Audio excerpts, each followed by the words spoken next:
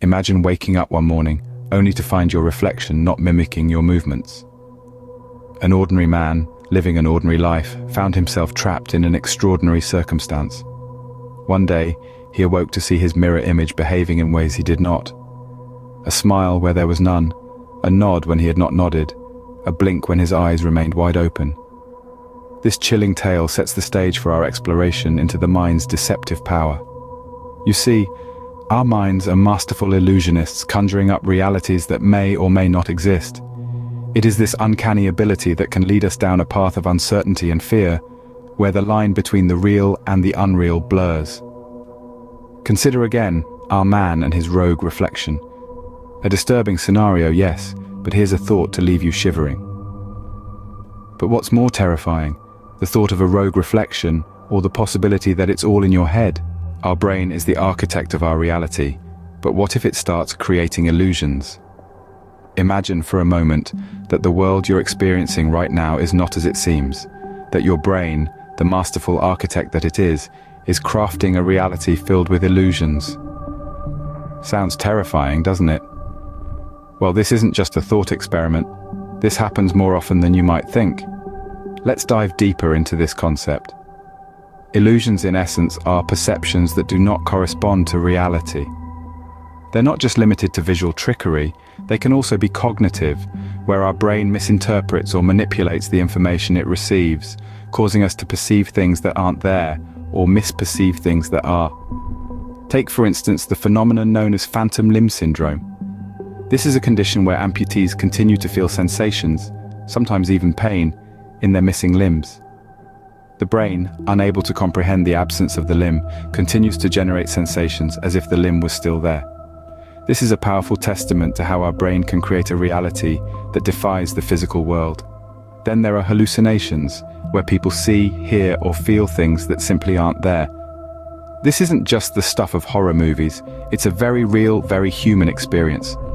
Hallucinations can be triggered by a variety of factors, from sleep deprivation and stress to more serious conditions like schizophrenia. These examples highlight the brain's ability to create a reality independent of the outside world. It's as if our brain is a painter and our perceptions are its canvas. But unlike a painter who works with a fixed palette, our brain can create colors, shapes, and sensations that defy the laws of the physical world. So, the question is, how much of our reality is actually real? How much of it is a product of our brain's interpretation of the world around us? So you see, our reality is not as solid as we think. It's more like a mirage. Have you ever heard of the nocebo effect? It's the dark twin of the placebo effect. Picture this, a scenario where negative expectations and foreboding beliefs can lead to harmful effects. This is no fictional horror story, it's the stark reality of the nocebo effect. A psychological phenomenon where an individual's anticipation of adverse effects from a harmless or inert substance can actually manifest in real physical symptoms. Imagine being told that a pill you're about to swallow will cause a headache, even though it's nothing more than a sugar pill.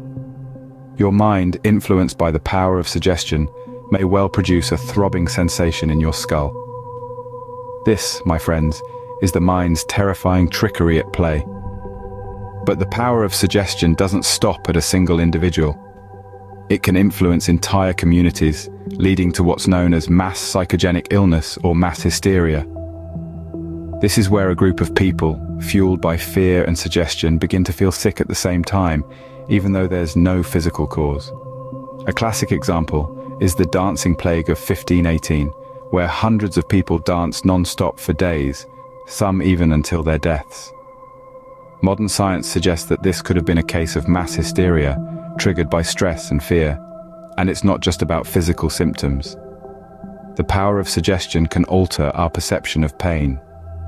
For instance, if you believe a procedure will be painful, your brain may well amplify the discomfort you feel. Conversely, if you expect relief from a painkiller, your brain might dial down the pain, even if the pill is just chalk dust. This is the mind's paradox, a double-edged sword that can both heal and harm. It can trick us into feeling pain where there is none, or it can alleviate our suffering through the simple belief in relief. So remember, the power of suggestion is not to be underestimated. It's a potent force that resides within each of us. shaping our experiences, our reality, and sometimes our nightmares. Our mind is a potent tool, capable of healing us or harming us.